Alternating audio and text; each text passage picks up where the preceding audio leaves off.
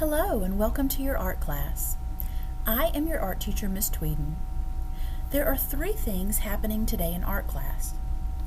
First, I will tell you a little bit about myself. For those of you that already know me, this will be a reintroduction. Next, we will talk about the expectations or code of cooperation or rules, basically what we'll do to ensure that everything runs smoothly in art class. Then, finally, we'll make some art. So first, a short introduction to me, Miss Tweeden. I live in Lexington with my husband Justin, our almost 3-year-old daughter Annika, and our 2 cats, sweet brothers named Jeffrey and Walter. You may have noticed that I'm pregnant. We are looking forward to the birth of our 2nd daughter, Freya, in November. I was born in Arkansas, but moved to Clemson, South Carolina when I was young. I went through all the grades and then graduated from high school in 1997. You can find a picture of me here when I was in your grade. After high school, I went to college. I attended 3 colleges and graduated with a BFA, that's a Bachelor of Fine Arts, from the Ringling School of Art and Design before becoming an art teacher. In 2014, I received a master's degree in education from Lesley University. This is my 13th year as an art teacher, and I'm so happy to be here with you. Okay, so now let's talk about expectations or our code of cooperation or the rules. The guidelines we'll follow to ensure that everything runs smoothly in art class. There are 2 rules in art class: take care of each other and take care of the art materials. Taking care of each other means we treat each other with kindness and respect. We help and support each other. This makes our classroom a comfortable place where we can enjoy being together, making art. Taking care of art materials means cleaning up after we use something, keeping our supplies organized, being careful, tidy, and responsible with our art materials. You probably already know that there are consequences for your actions. If you do good things happen, and if we act negatively, negative things happen. For example, if I can see that you are really good at taking care of materials, I might see about offering you more advanced or special art materials. This is an example of good leading to good. On the flip side, if I see that you are not taking care of art materials, you may not be allowed to use those art materials. I will always do my best to have the consequences follow logically with the behavior. Some other examples of positive consequences are being chosen for a special job, sitting in a special seat, being the caller, that's using the microphone to call the class to line up, earning spins on the cool spinners near the exit door. This is a great way for your teacher to see that you did well in art class. And on and on. I am always on the lookout for ways to inspire you to do your best. Now some examples of negative consequences. Separation from the group or a timeout, loss of a job or a special turn, or a phone call home. My procedure for negative behavior is this. First, I will give you a warning or a redirection. I'll make a note of this warning on my clipboard. Next, I will give you a strike, and then you will have a consequence, whatever makes sense. If there is a third negative behavior, then I will call your family to talk to them about how we can get you back on track.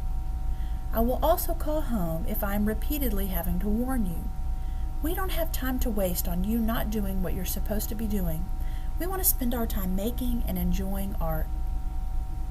Okay, so that covers it. If you have any questions, comments, or concerns, we can talk about those now. Then we can move on to what we will actually make today.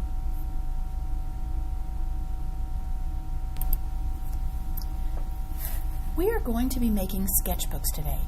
We'll use these books throughout the year in art class. I'll tell you more about that later. First, let me show you how we're going to create these books. You'll be able to choose whatever color paper you want from the paper cubbies. I'll show you where those are if you don't know. You're going to take that paper that you choose, fold it in half, matching up the corners. Some people call this a hamburger fold because it makes it fatter than if you did it. This would not be correct. That would be the hot dog fold. That's too skinny. So hamburger fold to make the cover of your book. I will give you a packet of inside pages. These are going to be stapled inside your book. So after you've chosen your cover and folded it, you can bring this to me, and I'm going to staple it together. So, and I have a long arm stapler that I'll use for that. This will keep your book together.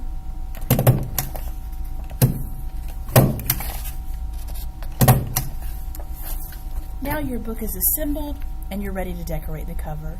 If you don't want to wait in line for me to staple your book, you're welcome to go ahead and start decorating and then come back to me later when there's not a line. Please do remember on the cover page of the title page of your book to write your name. And there's a place there for you to write your name. And you're welcome to write your grade as well. I don't have a grade, so I'll skip that. To decorate these books, I found that what works really well are these construction paper crayons, and they're in boxes at your tables. You'll share a box with the person that sits next to you. I don't know if you can see in the there you can start to see that some of these have a metallic or a glitter look, which is really nice. And they also, like this green isn't metallic or glitter, but you can see how nicely it shows up on this dark paper. And it's designed, this is construction paper, these are designed to show up well on construction paper. Hence the name construction paper crayons. They're opaque. All right, so even though this is a light color on a dark paper, it's still showing up. Now, of course, you can decorate your cover however you like. I tend to go to circles a lot. This one has an art theme. This one has my name. You may want to decorate yours with your name, or whatever you like is fine. Then there's the glitter crayons that have a blue wrapper, and those put down, you can see it a little bit there. Those have a little bit of glitter in them. And then also we have metallic, which have like the light gray wrapper. And those also have glitter. I think it's just like a finer glitter, and they give a more metallic look. So those are fun to experiment with to decorate the cover of your book. If you have time and you would like to draw inside your book, you're welcome to do that. I do ask that you skip the, I have that here, skip the color wheel. My plan is for us to paint these later, so skip that, but you're welcome to draw on the inside of your book, but limit yourself to one spread or 2 pages, 2 facing pages. And if you're familiar with the How to Draw books, and if you'd like to use those, then you're welcome to, or just draw from your imagination. But our priority today is to get our books assembled and to get the covers decorated. Now, let me tell you more about how we're going to use these books throughout the year in art class. Artists use sketchbooks to practice drawing. Here are some pages from Leonardo da Vinci's sketchbook. Da Vinci was a famous artist and inventor. He painted the Mona Lisa and did this drawing called Vitruvian Man. You may recognize this image from the mural in the gym. Da Vinci is also famous for his journals and sketchbooks. We have found over 7,000 pages from him. Now here's a self-portrait of another famous artist, Edvard Munch. And here's a page from his sketchbook. You may know his painting The Scream. You can see here how he planned parts of this painting in his sketchbook. Artists use sketchbooks to plan their artwork.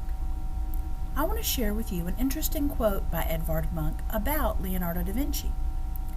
Munch said, "Just as da Vinci studied the recesses of the human body and dissected cadavers, I try to dissect souls." What did he mean?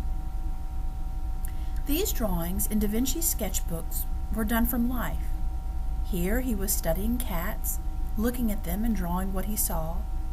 For these drawings of human anatomy, Da Vinci was looking at and studying cadavers.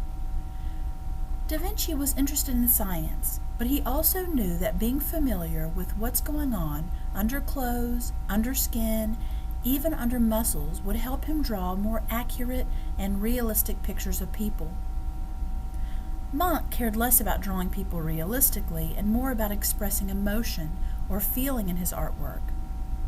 Now we can start to understand what Munch meant when he said that Da Vinci dissected cadavers and he wanted to dissect souls. Here is another artist with his sketchbook that he uses to plan and come up with ideas for his movies. You may know him from some of his work, like his show Troll Hunters. Here's a page from my sketchbook where I made a plan for this painting. And finally, here's a student looking back at her plan in her sketchbook as she creates her artwork. Now we know that artists use sketchbooks to practice drawing, make notes, write down ideas, and plan their artwork. Artists also use sketchbooks to play, experiment, doodle, and draw just for fun. Throughout the year, we will be using our sketchbooks for all of these purposes. Today, I hope that you enjoy decorating the cover of your book. I am excited to see how you will make your book unique. Enjoy!